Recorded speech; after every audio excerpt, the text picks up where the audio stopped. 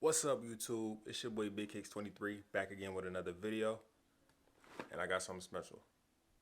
Let's get into it.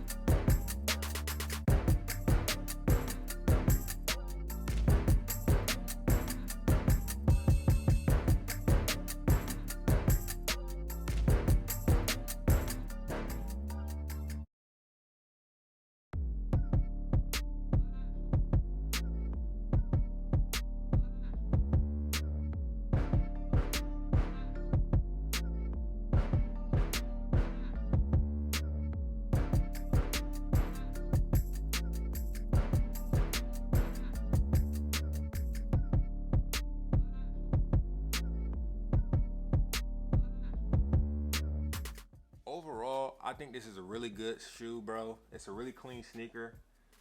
My only thing that I don't like about this shoe is the fact that the suede is a lot darker than it should be. And just to show you a couple comparisons, this is a pair of 2011. These are dead stock Bordeaux 7s.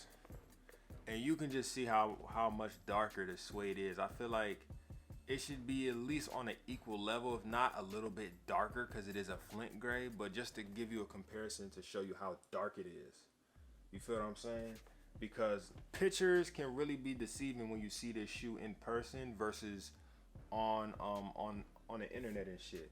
So this is the most recent pair of Flint 13s, and you can see the gray is a little bit lighter. Like, how is this a Flint 7 and this is a darker gray than the Flint 13? I think these would have looked better with a darker gray than the 7s, especially because of the color blocking.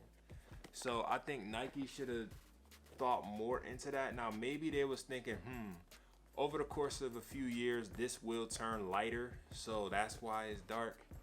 But overall, it's a clean shoe. A lot of people didn't like these. They did sell out. They restocked numerous times. If you weren't able to get your hands on a pair, I will have the link in the description for my Instagram, and if you want a retail pair, I have another website like Flight Club or something, or StockX, in the description below. As far as from where I got these from, they didn't come with no StockX cards and stuff like that. It just came in this plastic bag. It didn't come with no stickers on the inside, so I think that's kind of weird. So that's all that really came in. The small laces, I don't really like those either. I mean, it's cool. It is what it is. This is my retail pair, size 14. Pretty much the same shoe. I did put some thicker laces in my size 14s. Now, a lot of people have been hitting me up about size 14s. I haven't been finding companies that make size 14s and shit like that on a consistent basis, because we're having a hard time to try to tell these dudes, like, look, we need insole measurements. You can't just tell us it's a size 14 and going based off of from outsole to the toe. Like, we're not gonna know if the shoe's gonna fit us. We need the size of the insoles, but still that doesn't determine whether the shoe is gonna fit you properly.